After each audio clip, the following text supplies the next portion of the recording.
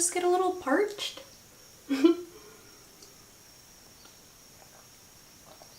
Parched. Hi, I'm Gianna. This is my channel, and I'm lighting up some Palo Santo because do you ever just think about somebody and like just thinking about them gives you like a negative vibe, you know? Those people that you could just think about and it could kind of almost ruin your day. Not today. Not today, Satan. Don't mind me. I'm gonna be doing I don't know, I can't speak English, apparently. I asked you guys to ask me some questions on Instagram of your favorite witchy questions you'd want someone to answer. Do you feel you have any natural gifts, such as this is gonna be a long video. Have any natural gifts, such as hearing spirits? If so, do you think it's what led you to this path? No. No. Well, I think I'm very intuitive. I think that messages come to me. Let's say if I'm doing tarot, a reading on somebody, I will get messages that just tell me to like say something even if it has nothing to do with the moment. It's just kind of I'll be doing cards and I'm like, oh, be careful on Saturday, blah blah blah planet is whatever. And it's not just astrology, it's like I feel the need to tell that specific person. So that's happened to me a few times. Or I'm very open to signs. I get a lot of signs spiritually. I'll see synchronized numbers, I'll see certain animals that I've just been thinking about. It's all very sync. I'll kind of have a gut feeling before something bad's gonna happen. Or interestingly enough, my cat knows before something's gonna happen. Of course, statistically, she's the black cat. Of course, you're like, oh, a witch and a black cat, obviously. No, it's like really she knows her shit. My cat knows shit before I know shit. And call me crazy, but always gets me out of trouble. So natural gifts, probably being intuitive and being able to verbalize my thoughts and my feelings very, very well. I notice people who struggle with expressing themselves, I can kind of not be that person who finishes their sentences, not that annoying person, but like kind of get them an idea of like, do you think this is what you were leaning towards? Do you think this is what you mean? And then they're like, whoa, that's exactly what I meant. Do you have a witchy name? Like an alter ego-ish name? I don't. I have Gianna the Taurus because I'm a Taurus, and I thought of that like 2 years ago, which is kind of stupid. I know people sometimes have like dark fantasy of the underworld, but like I don't really care. I'm just Gianna and I'm chilling. That's about it. Do you work with any gods or goddesses? Do you believe in them and trust them? I don't work like people work, like Wiccans or something. I don't want to mess up. Please don't come for me. Wiccans, pagans who work with like deities. I don't do that. I do have a favorite, which is Aphrodite, which is goddess of love and beauty and all things nice. That's my favorite if I had to pick one or work with one day. I like to connect to them more than I like to like offer them, here's what I'm giving you, you give me this back. Just makes me a little nervous. I don't know. I used to be scared of tarot and I do it now, so like it's not off the table. It's just I'm kind of solitary with what I do and I like to have it come from my own intent rather than working with a spirit. I don't know. Do you do past life reading? Have you ever had one done to you? If so. I have never had one done to me. I have done past life readings with tarot. Again, I'm going to bring up my tarot 5,000 times. I have done them for people who have passed on. I've done them for ancestors or just kind of let them come through. Sometimes I do messages where the person may not know exactly who's going to come through, but a card comes out that would make sense to them. I always ask for clarification of who is this and maybe an animal that they resonate them with or used to see a lot around that person will come out and then it'll be like, oh, it's my grandmother, or oh, it's my therapist, something like that. I've done that multiple times before and it's very successful, but very interesting because I've had 2 encounters where I give somebody a reading and I actually get an ancestor come through rather than them. So it's up in the air. That's the difficulty. If you come to me for a reading that's for somebody past and my information comes up instead and nobody's stepping forward, I have no control. So, but if you come to me for like something love related or friendship or whatever, like I don't really think my energy is gonna come out into that at all, but it's just a past life thing. My people like to be like, what up, bitch? What are your favorite magical tools, crystals, journals, etc.? My favorite crystal is rose quartz, 100%. I also like strawberry quartz, but rose quartz is just beautiful, and the energy I get off of it, my room's completely covered in rose quartz. I try to do everything I can daily to work with rose quartz. I even have a drink that's rose quartz. I'm a little bit obsessed. No, I just feel like a very good energy with rose quartz. I'm all about love. I love love. And I just think love is one of the reasons we're here, to teach and to receive. Everything is surrounded by love, so why not embrace that? I also love loose incenses and to put them in my little cauldron. I really sound so witchy when I say it. Like, I hate saying stuff like that, like my cauldron and my spells, because it sounds like I'm like a Halloween, like Walmart psychic, but it's the truth, man. It's the life. Do you have a particular spirit animal? If so, what is it? I have the moth and I have the wolf. The moth I learned through Oracle, that was the card that was called to me originally. My entire life it's been the wolf and what I'm attracted to and what I've seen. Had gray wolves pass my house and I see them, and wolves are very symbolically almost alphas. They take care of the family, they get shit done. They hold their ground. I believe that's me. I love my family. I'm very protective. I'm very wise in certain ways. And then the moth is my opposite energy, which is moths are very beautiful and mystical, but they have a very nervous energy and they're just constantly like waiting for the ball to drop, and that's very me.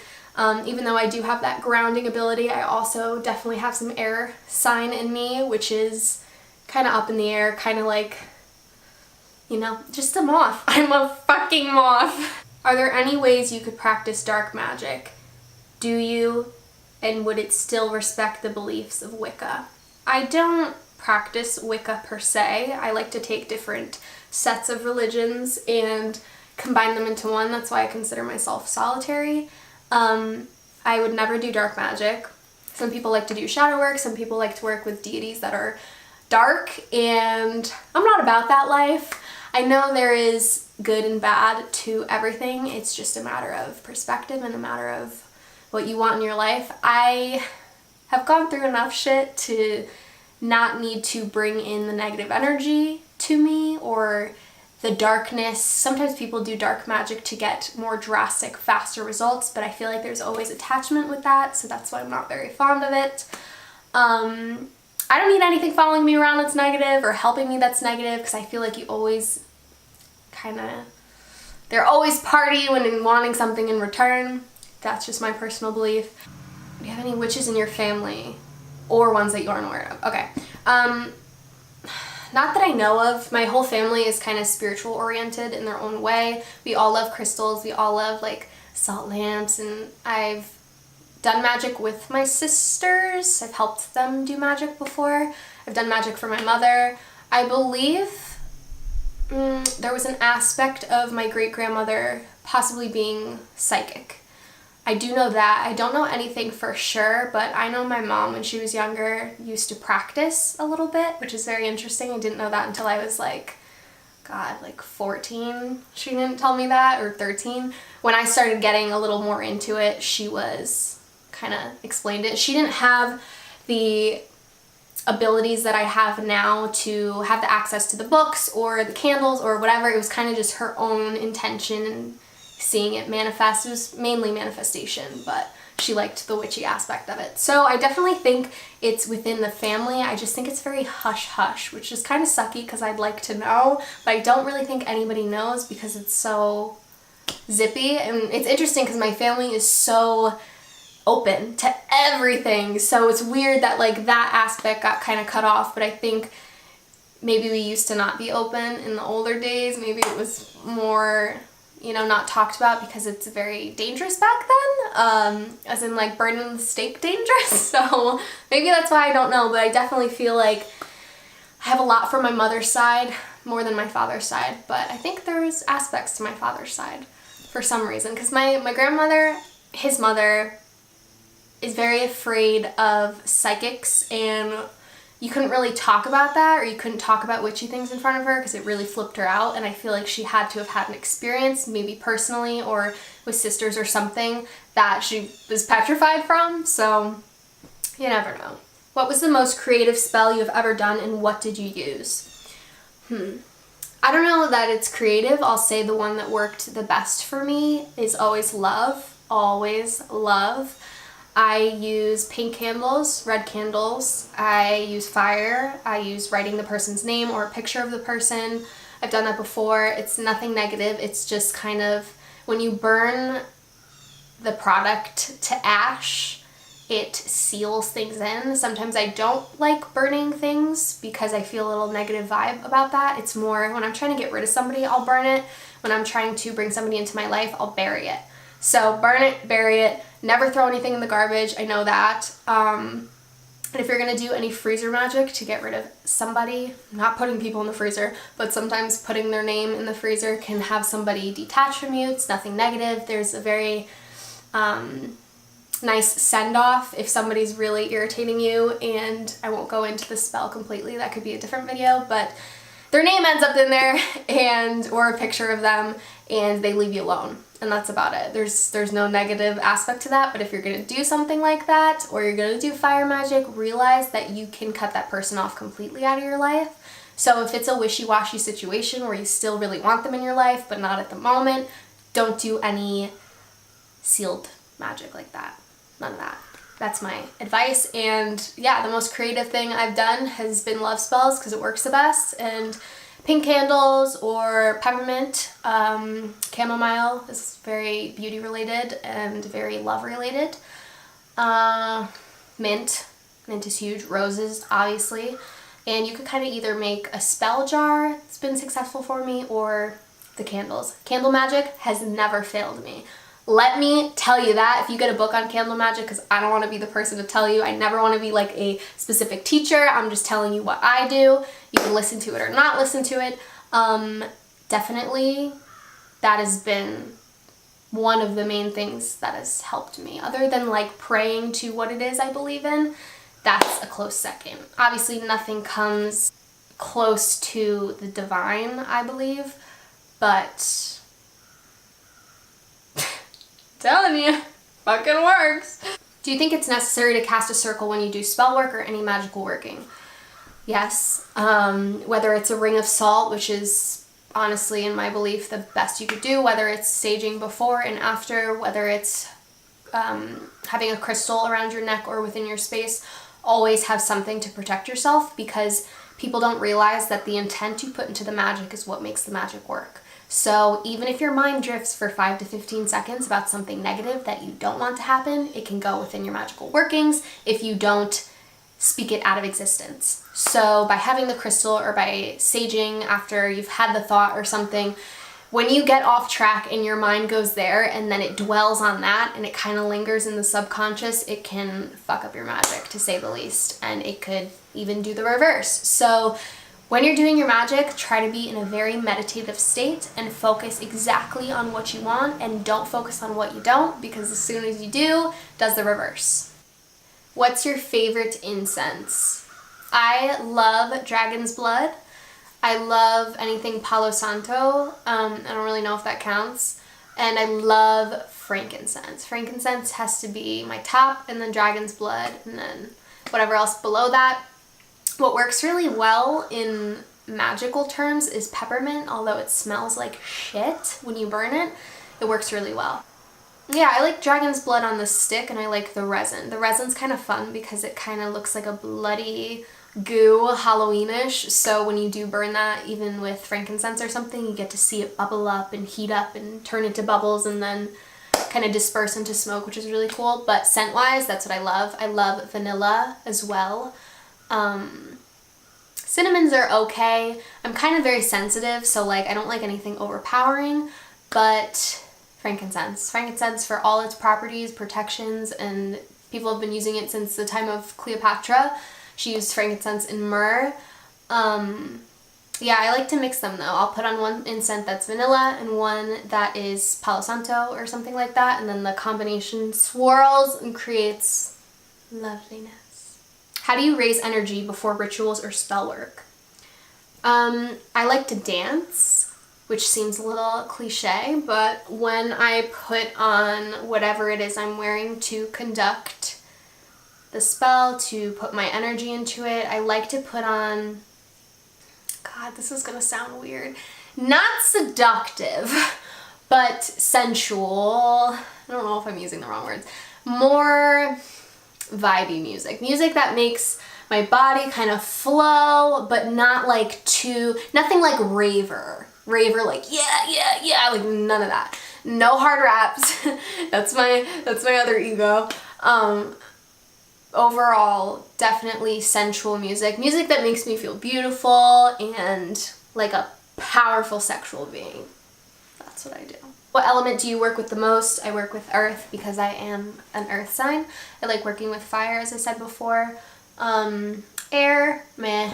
Water, I love water. For some reason, I'm attracted to water. I think I have Pisces somewhere in my chart. Might be a moon. So yeah, I really love water. I'm really connected to water. So I either like to go really deep in nature, or I like to go to some type, which is still nature, but some type of body of water, whether it be a lake, a creek, a waterfall, anything. I heal in the water 100%. The earth kind of grounds me. The fire kind of is my passion. The air is more divine for me. I have trouble with air when it's not divine related, when it's just magical related. I don't do well with air for some reason, but yeah. So earth and water are the most. What is your favorite magical study? God. I love everything. I love working with herbs, if this is what you mean. I like working with candles. Candles are my top. I like herbs. I like oils. I like connecting my body parts to whatever it is I'm doing. It feels more natural. Obviously, my practice is mostly nature-based. Mostly nature-based as well as that based. I like the hands-on aspect. I like to have my fingers run through, not only put the intentions out there, but have my hands kind of in the workings to anoint candles as well as parts of my body. I like to dress candles with herbs.